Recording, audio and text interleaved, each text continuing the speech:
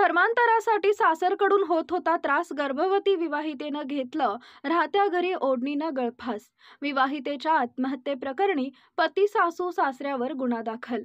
सांगली जिल्ह्याच्या कुपवाड शहरातील यशवंत नगर येथील ऋतुजा सुकुमार राजगे, वय वर्ष 29, राहणार यशवंत नगर कुपवाड, या विवाहित महिलेनं राहत्या घरातील पंख्याला ओढणीनं गळफास लावून आत्महत्या केली होती. या प्रकरणी कुपवाड MIDC पोलिसात गुन्हा नोंद झाला होता. ऋतुजा हिचं 3 वर्षापूर्वी लग्न झाले होते. ती 7 महिन्यांची गरोदर होती. गेल्या शुक्रवारी 6 जून रोजी घरात कोणी नसताना ऋतुजा हिनं तिच्या खोलीत पंख्याला ओढणीनं गळफास घेऊन आत्महत्या केली होती.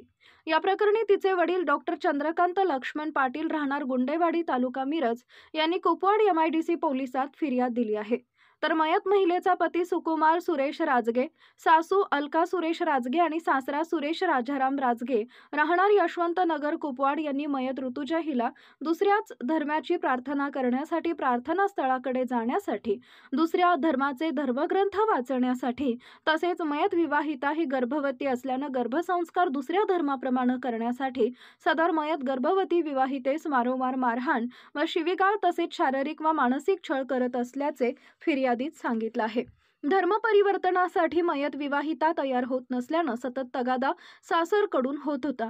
शिवाय घर बांधकामासाठी माहेरहून पैसे आणण्याची मागणी करून जाच करण्यात येत होता. या सर्व गोष्टींना कंटाळून 7 महिन्यांची गर्भवती असणाऱ्या विवाहिता ऋतुजा सुकुमार राजगे या विवाहितेनं राहत्या घरी गळफास घेऊन आत्महत्या केली. याबाबत पती, सासू, सासरे या तिघांच्या विरोधात कुपवाड MIDC पोलिसात गुन्हा दाखल करण्यात आला आहे.